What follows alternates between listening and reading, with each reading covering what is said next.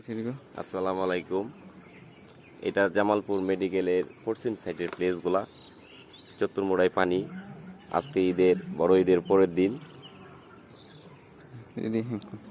এই যে দেখা যাচ্ছে এগুলা দেশি ছাগল।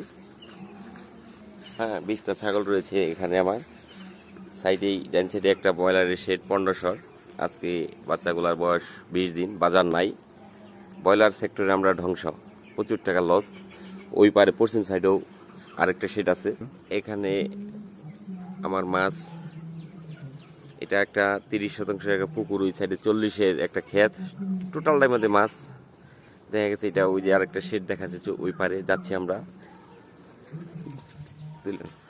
এই যে যাচ্ছি, এই বড় শেডটা আমার একটু দূরেই, বাম সাইডে। এই যে পুকুরের সাইড দিয়ে যাচ্ছি। পুকুরের সাথে এই ক্ষেতটা 40% অ্যাড। যাচ্ছি ওই জায়গা, ঠিক আছে। দেখা যাচ্ছে এই জায়গা আমার ক্যাম্বেল হাঁসগুলো। এই জায়গায় সাইডে একটা কবুতরের ঘর, আমি শখ করে কবুতর পালি ভিতরে। এখানে ছাগলও থাকে আমার 20টা প্রোডাক্ট ছাগল, বাচ্চা বলতে হয়ে গোলঘর। এখানে গরু আছে, গরুগুলো ওই জায়গা। চীনা হাঁস, দেশি মুরগি, হাঁসগুলা এই ক্যাম্বেল হাঁস, খাঁটি ক্যাম্বেল। এগুলো হলো খাঁটি ক্যাম্বেল। আমার এই জায়গা 150 প্রোডাক্ট রয়েছে, আর বাচ্চা রয়েছে বেশি, আমার 220টা হাঁস।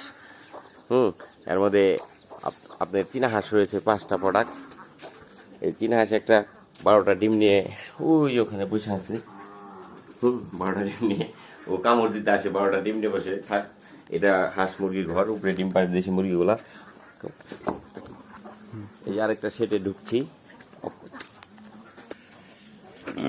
এই যে শেড, এখানে আমি